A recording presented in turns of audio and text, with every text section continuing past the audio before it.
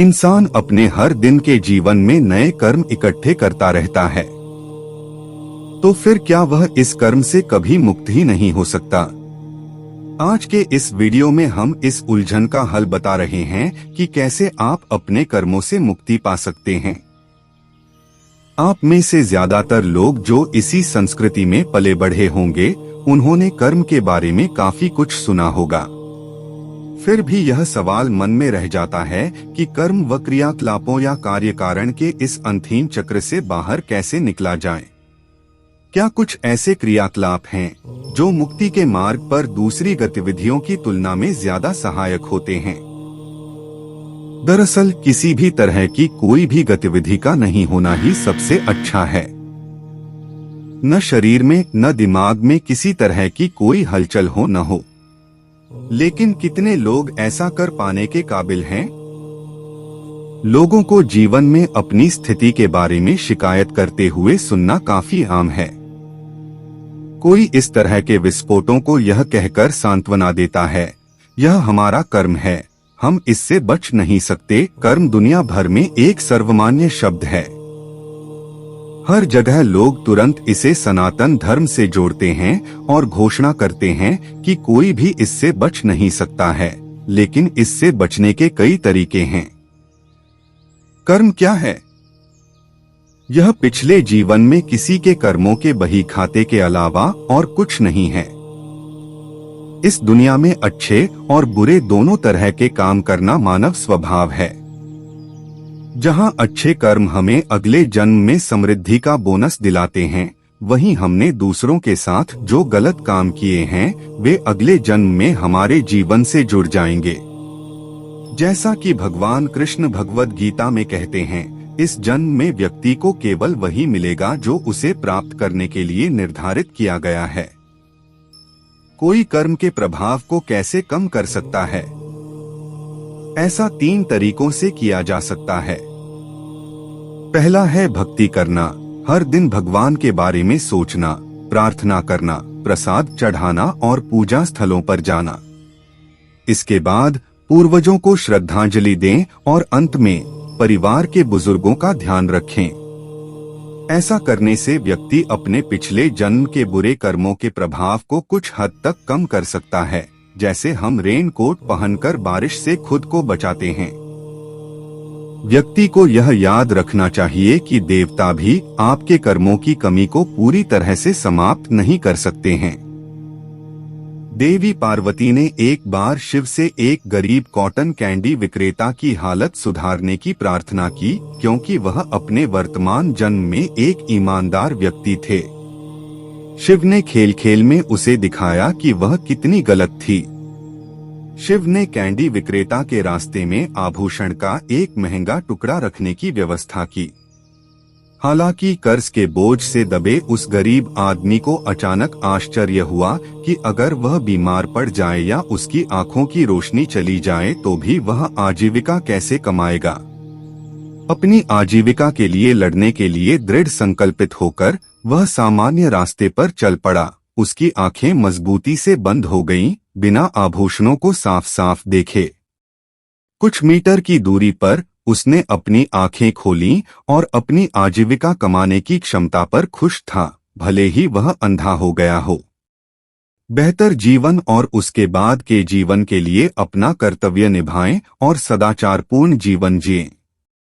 कर्म से पूरी तरह मुक्त। जो व्यक्ति बिल्कुल कुछ नहीं करता, वह कार्मिक याददाश्त और कार्मिक चक्रों से पूरी तरह मुक्त होता है। जब तक आप अपने कार्मिक यादों से जुड़े रहते हैं, तब तक अतीत खुद को दोहराता रहता है। कर्म का मतलब क्रियाकलाप के साथ उसकी यादें भी है।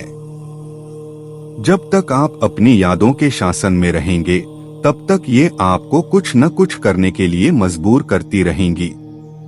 अगर आप खुद को अपनी पिछली स्मृतियों से पूरी तरह से अलग कर लें, केवल तभी आप शांत व स्थिर होकर बैठ सकते हैं। बिना कर्म के कोई याददाश्त नहीं होती, इसी तरह से बिना याददाश्त के कोई कर्म नहीं होता। जब तक आप अपनी यादों के शासन में रहेंगे, तब तक ये आपको कुछ न कुछ करने के लिए मजबूर करती रहेंगी। अगर आप खुद को अपनी पिछली स्मृतियों से पूरी तरह से अलग कर लें, केवल तभी आप शांत व स्थिर होकर बैठ सकते हैं। इस बारे में आप एक प्रयोग करके देख सकते हैं। आप कोशिश कीजिए कि आप लगातार 10 मिनट तक बिना कुछ भी किए स्थिर रहें। इस दौरान आपके भीतर न तो कोई विचार आना चाहिए, न कोई भावनाएं और न ही कोई गतिविधि होनी चाहिए। अगर फिलहाल आपके लिए यह करना संभव नहीं हो रहा, अगर आपके मन में 1000 चीजें चल रही हैं और आप स्थिर होकर नहीं बैठ सकते, तो गतिविधि आपके लिए बेहद जरूरी हो जाती है। यह चीज ज्यादातर लोगों पर लागू होती है। सवाल आता है कि किस तरह के काम या गतिविधि को चुनना चाहिए। क्या आपको बस चलाना चाहिए, या फिर बाइक की सवारी करनी चाहिए, या नदी में तैरना चाहिए, या फिर ऑफिस में बैठना चाहिए, अथवा अपने दोस्तों के साथ गपबाजी करनी चाहिए, या चरस का सुट्टा मारना चाहिए। आपके काम की प्रकृति महत्वपूर्ण नहीं है, बल्कि आप उसे कैसे करते हैं। यह खुद को लगातार गतिविधि में झोंकना होगा। अधिकतर लोगों की शारीरिक व मानसिक स्थिति ऐसी है कि उन्हें लगातार गतिविधि की जरूरत होती है। शरीर व मन को ऐसी स्थिति में लाने में जहां किसी भी तरह का कम करने की जरूरत न हो, बहुत मेहनत लगती है। जब तक आपको कुछ करने की जरूरत है और आप गतिविधि के साथ अपनी पहचान बनाए रखते हैं, तब तक वह कार्मिक रिकॉर्डर उस गतिविधि को आपके लिए रिकॉर्ड करके रखता है और इसके परिणाम कई गुना होंगे। फिलहाल के लिए तो सलाह यही है कि आप अपने शरीर व मन को जागरूकता व चुस्ती के एक खास तरह स्तर पर रखें, जिससे वक्त आने पर आप उसके लिए तैयार हों। तब तक आपको खुद को लगातार कामों में झोंकना होगा।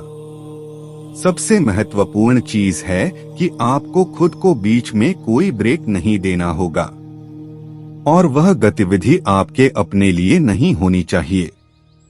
जब आप कुछ ऐसा करते हैं जो किसी दूसरे की जरूरत के लिए होता है, तो आप जो काम करते हैं वह आपका नहीं होता।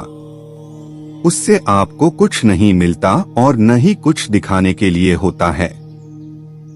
किसी भी काम को एक भेंट की तरह करना अपने भीतर के कार्मिक रिकॉर्डर को बंद करने का सीधा सा तरीका है। जब तक आपको कुछ करने की जरूरत है और आप गतिविधि के साथ अपनी पहचान बनाए रखते हैं, तब तक वह कार्मिक रिकॉर्डर उस गतिविधि को आपके लिए रिकॉर्ड करके रखता है और इसके परिणाम कई गुना होंगे। इसके विपरीत अगर आपको खुद के लिए कुछ भी करने की जरूरत नहीं है और फिर भी आप उसे इसलिए करते हैं क्योंकि किसी दूसरे को इसकी जरूरत है या किसी दूसरे कारण से इसकी जरूरत है, तो फिर वह काम आपके लिए कर्म बंधन की तरह काम नहीं करेगा। ऐसे काम जिनसे कर्म नहीं बनते। अगर आप ऐसा करने में समर्थ हैं, तो बिना किसी काम के आगे बढ़ना ही सही तरीका है। शारीरिक, मानसिक या भावनात्मक सहित किसी भी स्तर पर कुछ भी नहीं करने में बहुत मेहनत लगती है। अगर आज ऐसा कुछ नहीं हुआ जो आपसे चिपका रह सके, तो फिर अतीत में हुई कार्मिक स्मृतियां या कर्म बंधन आपसे अलग होने लगते हैं। जब तक आप उस स्थिति में नहीं पहुंच जाते, तब तक आप काम से किसी तरह का पहचान या जुड़ाव बनाए बिना उसे एक भेंट की तरह कीजिए। अगर कुछ करने की जरूरत है तो आप उसे कीजिए, वरना सहज रूप से बैठे रहिए। अगर आप बिना खुद को महत्व दिए कोई भी काम करेंगे, तो फिर आपको उस कर्म के फल नहीं भोगने पड़ेंगे। आत्मसंतुष्टि व आत्ममहत्व के चलते किए गए कामों से ही कर्म इकट्ठे होते हैं। अगर आप पूरी तरह से जीवंत व सक्रिय हैं और कोई नए कर्म इकट्ठा नहीं कर रहे, तो आपके पुराने कर्म टूटकर गिरने शुरू हो जाते हैं। कर्म की यही प्रकृति है। पुराने कर्म आपसे केवल तभी तक चिपके रह सकते हैं जब तक आप कार्मिक गोंद की नई परतें तैयार करते रहते हैं। अगर आज ऐसा कुछ नहीं हुआ जो आपसे चिपका रह सके, तो फिर अतीत में हुई कार्मिक स्मृतियां या कर्म बंधन आपसे अलग होने लगते हैं।